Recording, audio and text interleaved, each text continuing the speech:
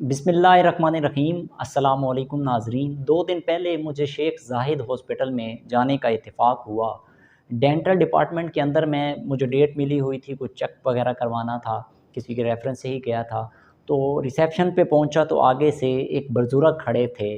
बुज़ुर्ग थे, उन्होंने एक स्टिक पकड़ी हुई थी और बड़ी मुश्किल से खड़े थे, चल नहीं पा रहे थे।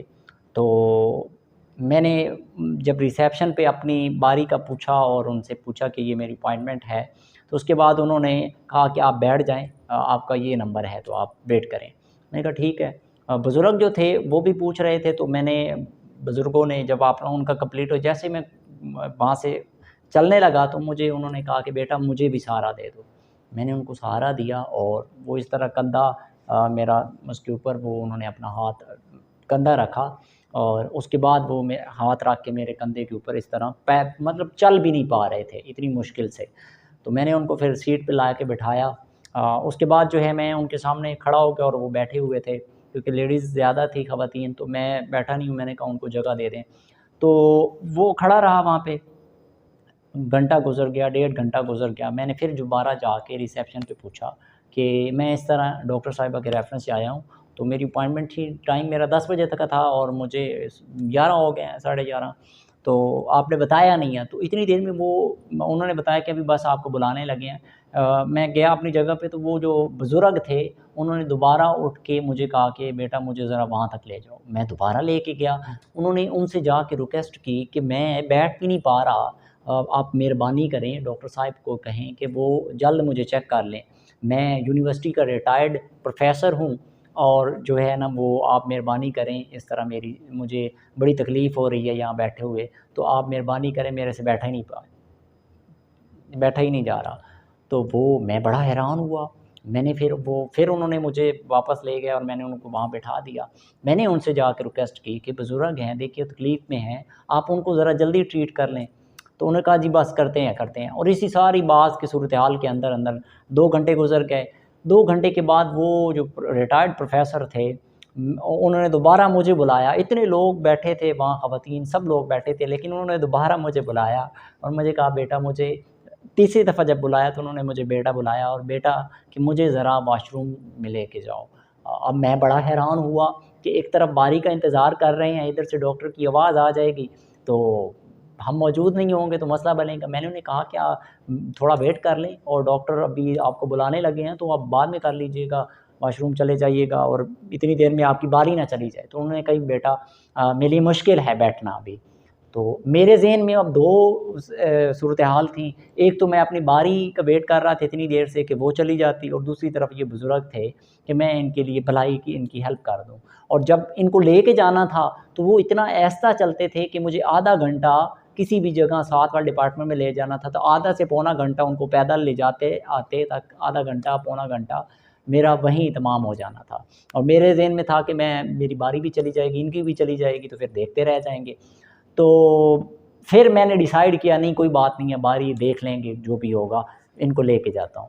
मैंने उनको पकड़ा और उन्होंने मेरे कंधे पे हाथ रखा और उसके बाद उनको बाहर ले गया। साथ वाले डिपार्टमेंट में लेके गया तो वहाँ पे वॉशरूम था, वहाँ जाके रिक्वेस्ट की, वो रिसेप्शन पे जो शख्स बैठा था उसने ना मानी। मैं फिर उनको बुज़ुर्गों को खड़ा किया, मैं डॉक्टर के पास सीधा चला गया और मैंने उनसे रिक्वेस्ट की कि इस तरह ये प्रोफ़ेसर हैं यूनिवर्सिटी के रिटायर्ड, और आपकी मेहरबानी होगी, इस वक़्त वो तकलीफ़ में हैं तो उनको वॉशरूम जाना है, तो आप मेहरबानी करें।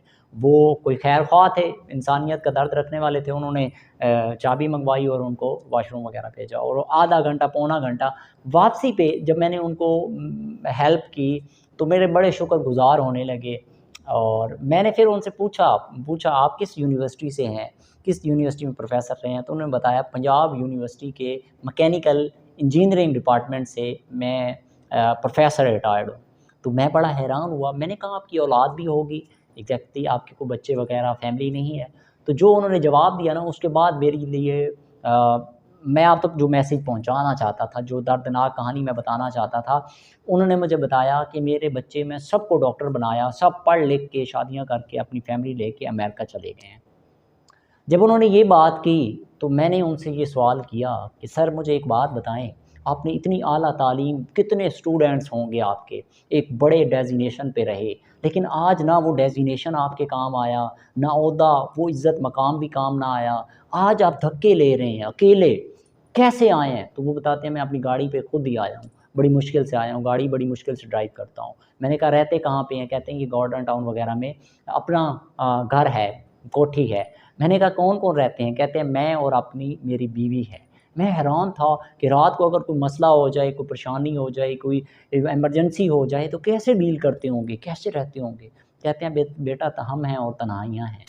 तो मैंने उनसे ये सवाल किया कि बेटे आपने अपने बेटों को पढ़ाया, इतनी आला एजुकेशन दी, तो वो सब कुछ छोड़-छाड़ के आपको चले गए। तो क्या मुझे एक बात बताएँ, इस बात पे उन्होंने मेरे से आगे जो क्वेश्चन किया, उन्होंने कहा कि बेटा लगते हो किसी अच्छे ख़ानदान से हो। मैंने कहा अभी नहीं, ये बात कैसे की? ना मुझे आप पढ़ा-लिखा, ना मेरे सूटेड-बूटेड होने पे आपने कोई बात की, ना कोई और, ना ये कहा कि आप बड़े एजुकेटेड हो। आपने ये बात क्यों की कि आपके मेरे वालिदैन को दुआ दी कि तुम्हारे वालिदैन ने बड़ी तरबियत की और एक अच्छे ख़ानदान से भी महसूस होते हो। तो ये बात क्यों की? तो मैंने उनसे पूछा, तो वो कहते हैं कि ये आपकी तरबियत आपकी पहचान करवा रही है। तो मैंने उन्हें ये बात की कि आपने अपनी औलाद की तरबियत क्यों ना की? क्योंकि आपने अपनी बच्चों की सिर्फ़ एजुकेशन पे क्यों तवज्जो दी? कहते हैं मैंने बहुत बड़ी गलती की और यही गलती आज जिसका मैं ख़मियाज़ा भुगत रहा हूँ।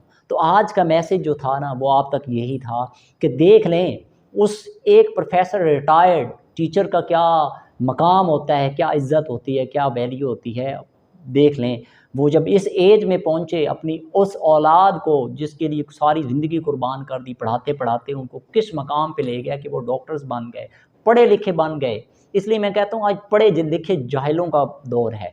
तो वो कहाँ चले गए? वो माँ-बाप को छोड़ के, दोनों माँ-बाप उनके पास हर तरह की सहूलत थी, लेकिन उनके पास वो तवज्जो देने के लिए, उनका दर्द सुनने के लिए, उनको तवज्जो देने के लिए वो औलाद नहीं थी।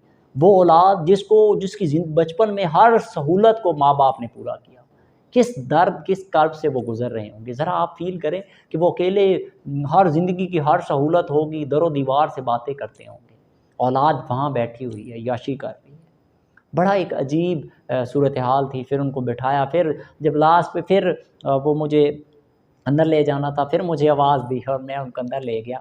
बाज़ औक़ात ऐसी सूरत-ए-हाल में मैं अल्लाह ताला का शुक्र अदा करता हूँ, उसके ये ख़ुसूसी करम होता है, फ़ज़ल होता है, उसकी निगाह होती है और उसकी तौफ़ीक से सारा होता है इंसान के लिए कि वो मुझे, मैं हमेशा देखता होता हूँ कि मैं कहीं न कहीं कोई काम कर रहा हूँ, कोई जा रहा हूँ, कोई तो मुझे ही क्यों वो इन चीज़ों की तरफ तवज्जो दिलाता है और मुझे ही क्यों लोग अपना अपील करते हैं या कहते हैं, या ये कुदरत जो निज़ाम चला रही है ना कुदरत, तो वो आपको कभी यानी उसका ख़ास करम हो जाता है किसी वजह से जो आपसे खैर का काम लेती है। ये बहुत बड़ी खुशनसीबी होती है, ये बहुत बड़ा फ़ज़ल है उसका, करम है, इस काबिल नहीं थे हम, लेकिन और आज मकसद भी ये बात सुनाने का ये नहीं था कि मैं कोई अपनी ज़ात की कोई खूबी या वो चीज़ आपके सामने रखूँ। ये सारा उसका करम है, उसके करम के बगैर इंसान तो कुछ भी नहीं है ना, वो ना कुछ कर सकता है। ये सारी उसकी तौफ़ीक और उसका करम है। मैं अपनी ज़ात में किसी काबिल नहीं हूँ और किसी चीज़ के लायक नहीं हूँ। ये उसका करम है, उसका फ़ज़ल है कि ये सारी चीज़ें होती हैं और इसके ज़रिए ये मैसेज पहुँचाना था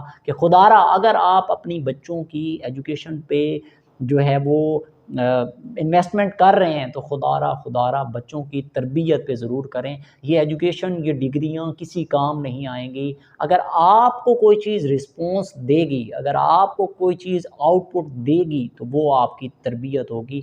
तालीम से आप बच्चे को किसी मकाम, ओहदे, मनसब तक तो पहुँचा सकते हैं, ज़िंदगी में सक्सेसफुल तो कर सकते हैं, लेकिन वो तरबियत जो है जिसके ज़रिए उसने आपकी खिदमत करनी है, आपकी हकूक़ बजा लाने हैं, जो दीन ने, जो इस्लाम ने मुकर्रर किए, जो इंसानी तौर पे एक हकूक़ बनते हैं, वो तब ही अदा करेगा जब बचपन में आप उसे सिखाएँगे कि माँ के हकूक़ क्या हैं, बाप के हकूक़ क्या हैं और किस तरह ज़िंदगी में हम तुम्हें बड़ा करते हैं और उसके बाद तुम्हारी ज़िम्मेदारियाँ होती हैं। बेशक शादी, बच्चे, सब कुछ ज़िम्मेदारियाँ होती हैं, लेकिन उसी के साथ मुतवाज़न बैलेंस दीन इस्लाम ने रखा कि माँ-बाप के हकूक़ होते हैं और वो भी ज़रूर पूरे करने होते हैं। इसलिए अपनी बच्चों के जहाँ अपने बच्चों पे इन्वेस्ट कर रहे हैं, तालीम पे, उनकी सहूलियात पे, उसी तरह उनकी तरबियत और उनकी जो दूसरे मैटर्स हैं, उन पे भी ज़रूर तवज्जो दें ताकि कल को एक आप अच्छे इंसान और एक माशरे के लिए भी एक अच्छा अपने लिए भी एक अच्छा इंसान छोड़ के जाएँ और माशरे के लिए भी एक अच्छा इंसान छोड़ के जाएँ। बहुत शुक्रिया,